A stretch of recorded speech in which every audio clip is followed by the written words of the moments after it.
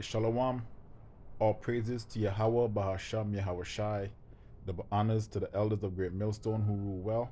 Peace and salutations to the elect and all the brothers pushing this work in sincerity and in truth. It's your brother Thamayim from GMS Toronto coming at you with another video. Um, Today's lesson, I'm going to be talking about the elect of the nation of Israel, or the bride, right? Because pursuant to Revelation 21 and 2, right? And I'm going to read it. The elect, right? The men that sighing and crying for the abominations thereof, right? They are known as the bride of Yahweh Shai, okay? Yahweh Shai is a husbandman, and it's a metaphor, right?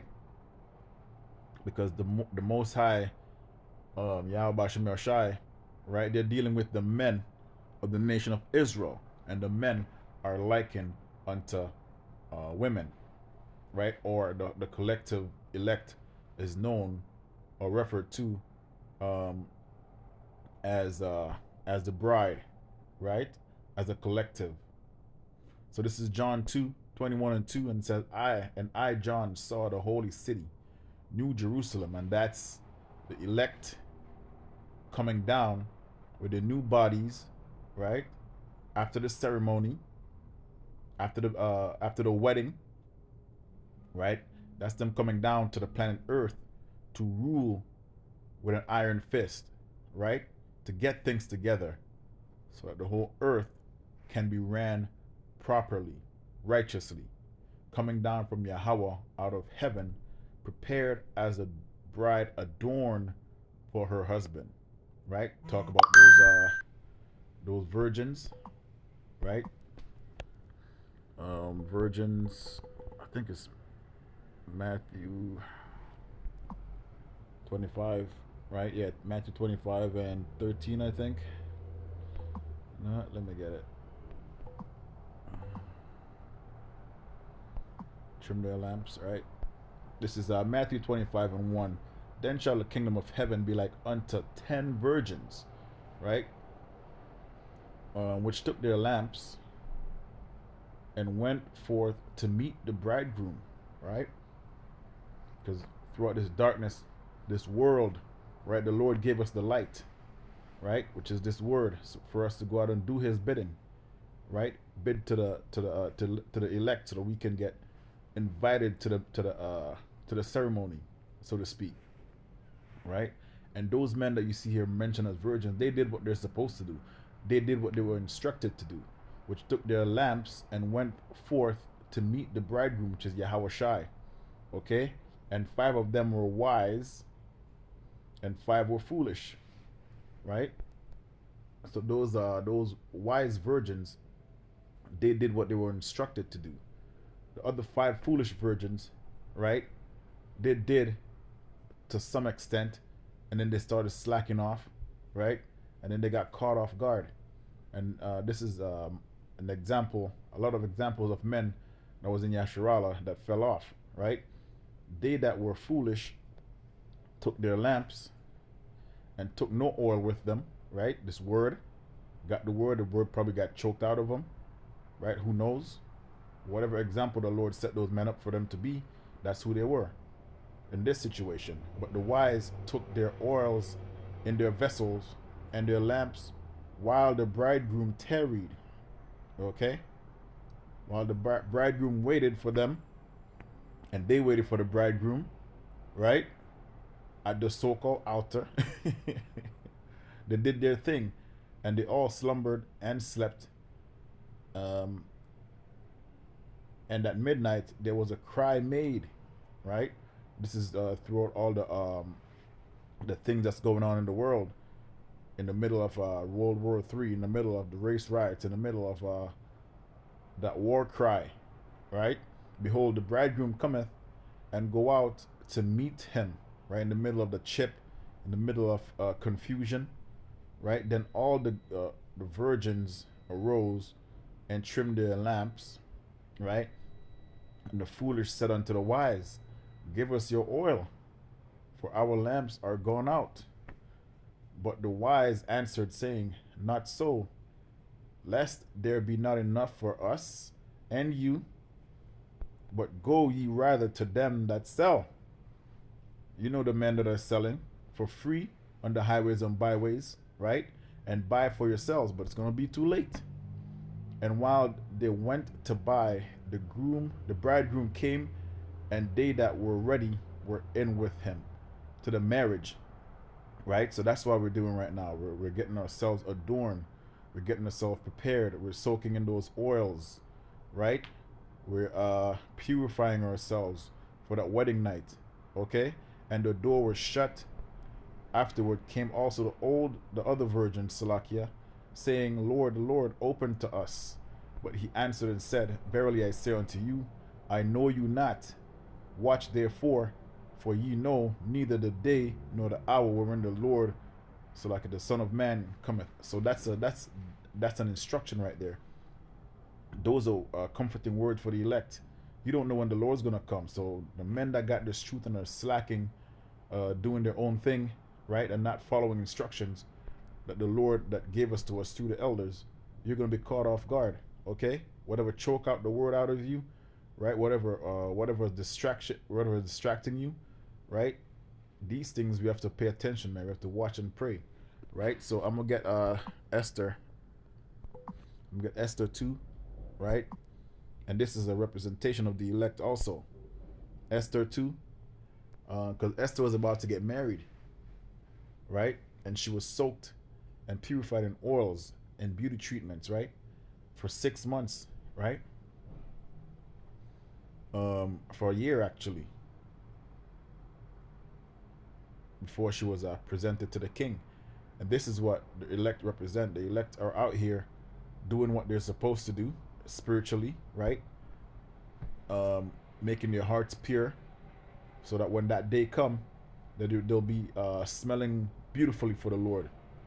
Okay, that sweet savor is gonna be on them, right? They're gonna be saved from the coming destruction, right? They're gonna be pulled out of much tribulation, right? But guess what? Before all these things are going on, right now is the time for repentance. Guess what we're doing in the time of repentance? We are bathing ourselves in these oils, which represent the word. Okay, making ourselves smell good because we're filthy, right? We have to present ourselves as a bride adorned for the groom, man. So this is Esther 2:8, 2:12. Before each young woman was taken to the king's bed, right? And don't get all weird, because this is just a metaphor. I'm using this as an example, as a metaphor for Yahushua and the elect. So she was given the prescribed 12 months of beauty treatments, okay? And that's what we're doing right now. Even in Ezekiel 36, it tells you that the Lord is going to clean us, wash us with the water, right? Which represents this word. 6 months with oil of myrrh, followed by 6 months with special perfumes and ointments. When it was time for her to go to the king's palace, she was given her choice to whatever clothing of jewelry she wanted to take from the harem, right? And that's how you know the Lord himself, the nation of Israel, is not no monogamous nation, okay? The Lord has 144,000 men at his beck and call, his friends, right, which are his bride, right?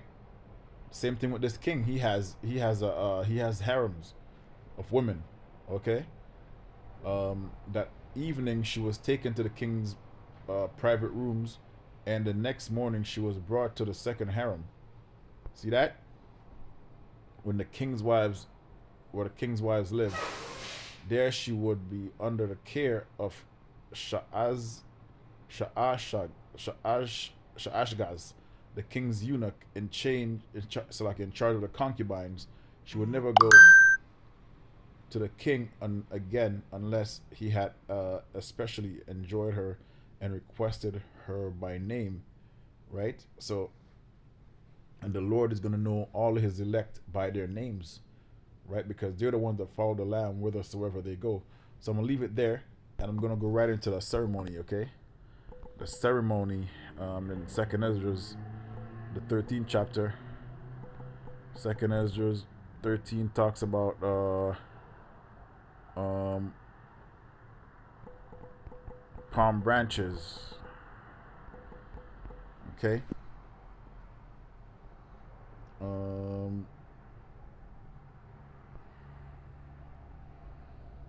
I'll just get second Ezra 13. I wanted to get right to the point.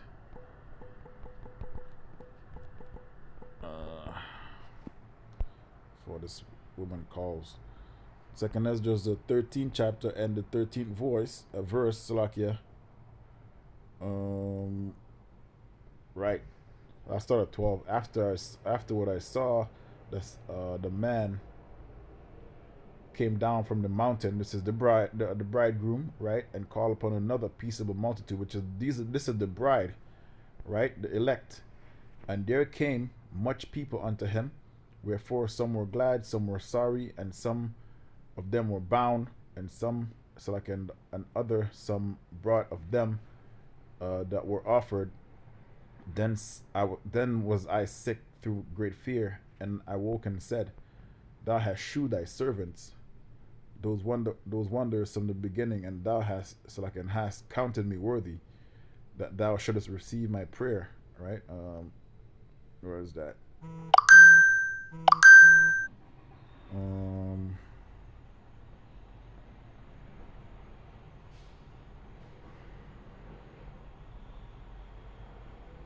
I don't want my lesson to be interrupted. Hold on. The Son of God. Let's see.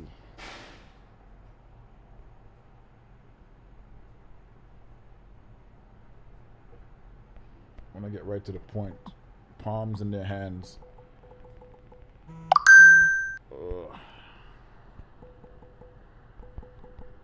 Were given palms.